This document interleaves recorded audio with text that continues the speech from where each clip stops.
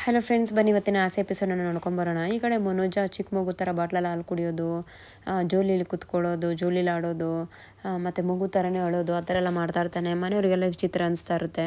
ಅದೇ ಟೈಮಲ್ಲಿ ನನಗೆ ಹಾಲು ಬೇಕು ಅಂತ ಕೇಳಿದಾಗ ರೋಹಿಣಿ ಹಾಲು ತಂದು ಕೊಟ್ಟಾಗ ಅದನ್ನ ಫೀಡಿಂಗ್ ಬಾಟ್ಲಲ್ಲಿ ಹಾಕೊಂಡು ಕುಡಿತಾ ಇರ್ತಾನೆ. ಸೂರ್ಯ ಇದೇನಿದು ಫೀಡಿಂಗ್ ಬಾಟ್ಲಲ್ಲಿ ಕುಡಿತಾ ಇದೆ ಮನೋಜ ಅಂತ ಹೇಳಿ ಬಯಲಿರೋ ಫೀಡಿಂಗ್ ಬಾಟ್ಲನ್ನ ಕಿತ್ಕೊಂಡು ಕೈಯಲ್ಲಿ ಇಟ್ಕೊಂಡ್ಬಿಡ್ತಾನೆ. ಈ ಕಡೆ ಮನೋಜ ಮಗು ಥರ ಅಳೋಕ್ಕೆ ಶುರು ಮಾಡ್ತಾನೆ. ಎಷ್ಟು ಅಳೋಕ್ಕೆ ಶುರು ಮಾಡ್ತಾನೆ ಅಂದರೆ ಮನೆಯವರಿಗೆಲ್ಲ ತುಂಬಾ ಇರಿಟೇಷನ್ ಆಗುತ್ತೆ. ಮನೆಯವರೆಲ್ಲ ಸೂರ್ಯ ಅವರ ದಯವಿಟ್ಟು ನಿಮ್ಮ ಕೈಯಲ್ಲಿರೋದನ್ನ ಅವ್ರ ಬಾಯಲ್ಲಿ ಇಟ್ಟುಬಿಡಿ, ನನ್ನ ಕೈಲಿ ಸೌಂಡ್ ಕೇಳೋಕ್ಕಾಗ್ತಾಯಿಲ್ಲ, ಕೊಡಿ ಕೊಡಿ ಅಂಥೇಳಿ ಮನೆಯವರೆಲ್ಲ ಸೂರ್ಯನ ಬೈಯೋಕ್ಕೆ ಶುರು ಮಾಡ್ತಾರೆ.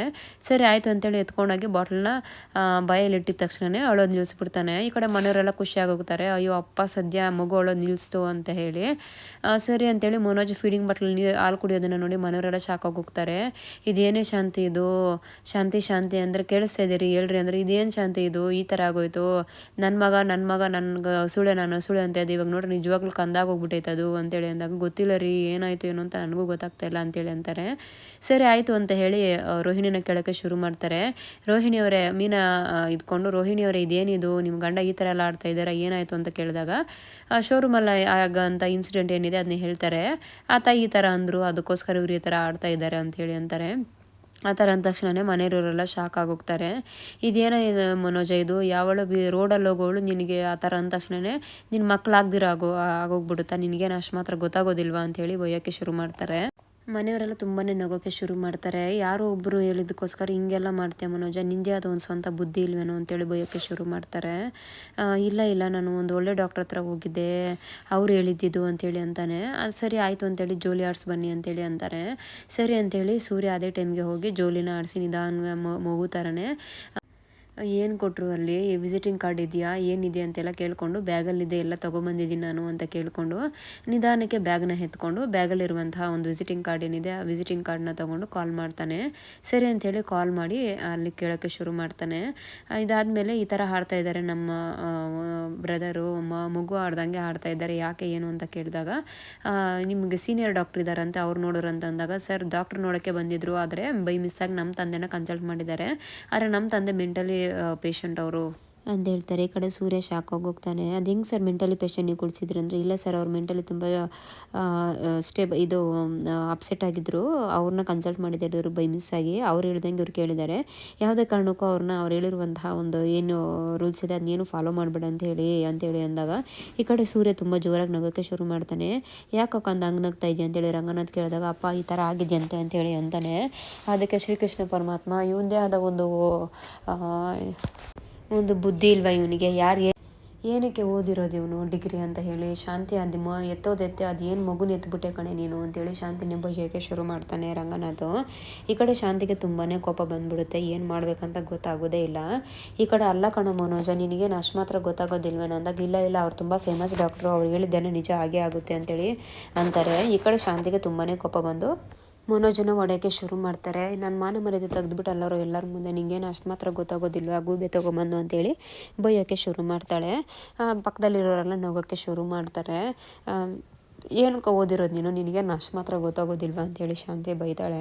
ಸರಿ ಆಯಿತು ಅಂತ ಹೇಳಿ ಎಲ್ಲರೂ ನಗ್ತಾ ಇರ್ತಾರೆ. ಅದೇ ಟೈಮಿಗೆ ಈ ಕಡೆ ಮನೋಜು ಸಹ ಒಂದು ಸ್ವಲ್ಪ ಸೈಡಲ್ಲಿ ಹೋಗಿರ್ತಾನೆ, ನೀರು ಕುಡ್ಕೊಬರ್ತೀನಿ ಅಂತ ಹೇಳಿ ಕಿಚನ್ಗೆ ಹೋಗಿರ್ತಾನೆ. ಈ ಕಡೆ ಮನೆಯವರೆಲ್ಲ ಮಾತಾಡ್ಕೊಂಡು ನಗಾಡ್ತಾ ಇರ್ತಾರೆ. ಏನಕ್ಕೆ ಅವ್ನು ಮಾತಾಡ್ಕೊಂಡು ಹೋಗ್ತಾ ಇದ್ದೀರಾ, ಅವ್ನು ಒಂದಲ್ಲ ಒಂದಿನ ನನ್ನ ಮಗ ಎಷ್ಟು ದೊಡ್ಡ ಸಾಧನೆ ಮಾಡ್ತಾನೆ ಅಂತ ನೋಡ್ರಿ ಅಂಥೇಳಿ ಶಾಂತಿ ಮನೋಜ ಕಡೆ ಮಾತಾಡ್ತಾನೆ. ಸರಿ ಆಯಿತು, ನಾನು ಹೇಳೋ ಚಾಲೆಂಜನ್ನು ಒಪ್ಕೊಳ್ಳಿ ಸಾಕು ಅಂತೇಳಿ ಸೂರ್ಯ ಚಾಲೆಂಜ್ ಕಟ್ತಾನೆ.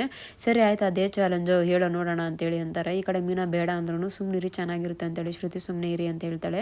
ಸರಿ ಆಯಿತು ಅಂಥೇಳಿ ಚಾಲೆಂಜನ್ನು ಕಟ್ತಾರೆ. ಒಂದು ಗ್ಲಾಸ್ ನೀರನ್ನು ಟೇಬಲ್ ಮೇಲೆ ಇಟ್ಟು ಆ ಟೇಬಲ್ನ ಎತ್ತೋಕ್ಕಾಗದಿರೋ ಅಷ್ಟು ಟ್ರೈ ಮಾಡ್ತಾ ಇರ್ತಾರೆ. ಅದೇ ಟೈಮ್ಗೆ ಮನೋಜನ ಕರೀತಾರೆ.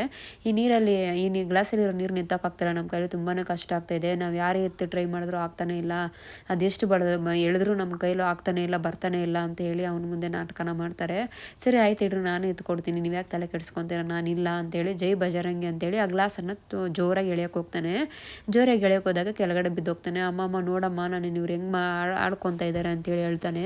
ಈ ಕಡೆ ಸುಮ್ಮನಿರಪ್ಪ ನೀನು, ಜೀವನ ಪೂರ್ತಿ ನಿನ್ನನ್ನು ಅಳಿಸೋದೇ ಆಗೋಯ್ತು, ಇನ್ನು ಏನೇನು ಕೆಲಸ ಕೊಡ್ತೀಯ ನನ್ನ ಮಗನಿಗೆ ನೀನು ಅಂಥೇಳಿ ಬೈಯೋಕ್ಕೆ ಶುರು ಮಾಡ್ತಾಳೆ ಶಾಂತಿ.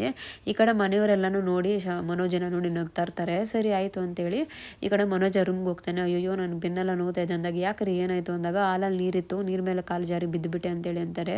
ನಿಮಗೆ ಯಾಕೆ ಈ ಥರ ಆಗುತ್ತೆ, ಮನೇಲಿರೋರ್ಗೆ ಯಾರಿಗೂ ಆಗಲ್ಲ, ನಿಮಗೆ ಮಾತ್ರ ಈ ಥರ ಆಗುತ್ತೆ ಅಂತ ಹೇಳಿ ರೋಹಿಣಿ ಅಂತಾಳೆ. ಸರಿ ಜೆಂಡು ಬಾಂಬ್ ತೊಗೊಬರ್ತೀನಿ ಅಂತ ಹೇಳೋ ಟೈಮ್ಗೆ ಕಾಲ್ ಬರುತ್ತೆ. ಸರಿ ಕ್ಲೈಂಟ್ ಕಾಲ್ ಇದೆ, ನಾನು ಬರ್ತೀನಿ ರೀ ಅಂದ್ಬಿಟ್ಟು ಓಡೋಡಿ ಕಿಚನ್ಗೆ ಬರ್ತಾಳೆ. ಕಿಚನಲ್ಲಿ ಅವ್ರ ತಾಯಿ ಜೊತೆ ಮಾತಾಡ್ತಾ ಇರ್ತಾಳೆ. ಅದೇ ಟೈಮಿಗೆ ಅವ್ರ ತಾಯಿ, ಪೂಜೆ ಬಂದಿದ್ಲು, ಇನ್ವಿಟೇಷನ್ ಕಾರ್ಡ್ ಕೊಟ್ಟಿದ್ದಾಳೆ ಮದುವೆಗೆ ಅಂತೇಳಿ ಅಂತಾರೆ. ಏನಕ್ಕಮ್ಮ ನೀನು ಬರ್ತೀಯ, ನೀನು ಬಂದರೆ ಚೆನ್ನಾಗಿರೋದಿಲ್ಲ, ದಯವಿಟ್ಟು ನೀನು ಬರಬೇಡ. ಅದು ಸೂರ್ಯ ಮೀನಾನೇ ಮುಂದೆ ನಿಂತ್ಕೊಂಡು ಮಾಡ್ತಾ ಇರೋದು. ಯಾರೋ ಬೇರೆಯವ್ರಿಗೋಸ್ಕರ ನೀನು ಯಾಕೆ ಬರ್ತೀಯ ಮದುವೆಗೆ, ಅವರೇ ನಿನ್ನ ರಿಲೇಷನ, ನಿನ್ನ ರಕ್ತ ಸಂಬಂಧನ ಅಂತಾಳೆ. ಯಾಕೆ ಆ ಥರ ಎಲ್ಲ ಮಾತಾಡ್ತೀಯಾ, ಅವರು ದೊಡ್ಡವ್ರು ಯಾರೂ ಇಲ್ಲ, ನೀವೇ ನಿಮ್ಮ ಮುಂದೆ ನಿಂತ್ಕೊಂಡು ಆಶೀರ್ವಾದ ಮಾಡಬೇಕು ಅಂತ ಹೇಳಿದ್ದಾರೆ ಅಂದಾಗ, ಇಲ್ಲಮ್ಮ ಯಾವುದೇ ಕಾರಣಕ್ಕೂ ದಯವಿಟ್ಟು ನೀನು ಬರಬೇಡ, ನಂಗೆ ಚೆನ್ನಾಗಿರೋದಿಲ್ಲ ನೀನು ಬಂದರೆ. ಅಲ್ಲೇ ಅವ್ರೇನಾದ್ರು ಕೃಷ್ಣ ನಿನ್ನ ನೋಡೋ ತುಂಬಾ ತೊಂದರೆ ಆಗುತ್ತೆ. ನನ್ನ ಬಗ್ಗೆ ಯೋಚನೆ ಮಾಡಿದ್ಯಾ, ಯಾವುದೋ ನೀರಲ್ಲಿರೋ ಗುಳ್ಳೆಯವ್ರಿಗೋಸ್ಕರ ಯೋಚನೆ ಮಾಡ್ತಾ ಇದೆಯಾ, ನನ್ನ ಬಗ್ಗೆ ಏನಾದ್ರು ಯೋಚನೆ ಮಾಡಿದ್ಯಾ ಅಂತೇಳಿ ಕೇಳ್ತಾರೆ. ಸರಿ ಆಯಿತು ಬಿಡಮ್ಮ ಅಂತ ಹೇಳಿ ಆ ಕಡೆ ಅವರು ಸಹ ಸುಮ್ಮನೆ ಆಗ್ತಾರೆ. ಅದೇ ಟೈಮ್ಗೆ ಈ ಕಡೆ ಹಿಂದೆ ತಿರುಗಿ ನೋಡೋಷ್ಟರಲ್ಲಿ ಈ ಕಡೆ ಶ್ರುತಿ ಮುಂದೆ ನಿಂತಿರ್ತಾಳೆ. ತುಂಬ ಭಯ ಬಿದ್ದೋಗ್ಬಿಟ್ಟಿರ್ತಾಳೆ, ಎಲ್ಲ ಮಾತಾಡೋದು ಕೇಳಿಸ್ಕೊಂಡಿರ್ತಾಳೆ ಅಂತೇಳಿ. ಯಾಕೆ ಏನಾಯಿತು ಅಂದಾಗ, ಏನಿಲ್ಲ ಕೋಲ್ಡ್ ವಾಟರ್ ಬೇಕಂತೇಳಿ ಬಂದೆ ಅಂತೇಳಿ ಅಂತಾರೆ. ಸರಿ ನೀವ್ಯಾಕೆ ನನ್ನ ಆ ಥರ ನೋಡ್ತಾ ಇದ್ದೀರಿ ಅಂದರೆ, ಈ ಡ್ರೆಸ್ ತುಂಬ ಚೆನ್ನಾಗಿದೆ ಅದಕ್ಕೋಸ್ಕರ ನಾನು ಕೇಳಿದೆ ಅಂತೇಳಿ ಅಂತಾರೆ.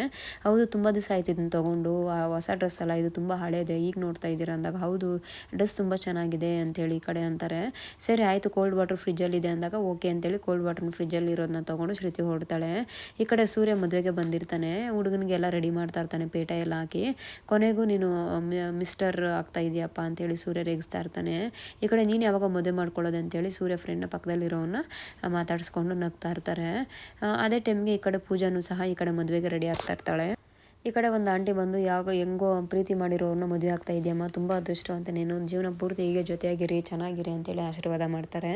ಸರಿ ಆಯಿತು ಅಂತ ಹೇಳಿ ಪೂಜಾನು ಸಹ ಹಿಂಗೆ ಹೋಗಬಾರ್ದು, ಊಟ ಮಾಡಿಕೊಂಡು ಕೊನೆಗೆ ನನ್ನ ಮದುವೆ ಆಗೋವ್ರಿಗಿದ್ದು ಹೋಗಬೇಕು ಅಂತೇಳಿ ಈ ಕಡೆ ಪೂಜಾ ಅಂತಾಳೆ. ಅದೇ ಟೈಮಿಗೆ ಈ ಕಡೆ ರೋಹಿಣಿ ಮತ್ತು ಅವ್ರ ಫ್ರೆಂಡ್ ಮಾತಾಡ್ತಾ ಇರ್ತಾರೆ. ಅಮ್ಮನೂ ಬರ್ಬೇಕು ಅಂದ್ಕೊಂಡಿದ್ರು ಅಂದಾಗ, ಅಮ್ಮ ಏನಾದ್ರು ಬಂದರೆ ನನ್ನ ಜೀವನ ಹಾಳಾಗ್ಬಿಡುತ್ತೆ ಅಷ್ಟೇ ಅಂತಾರೆ.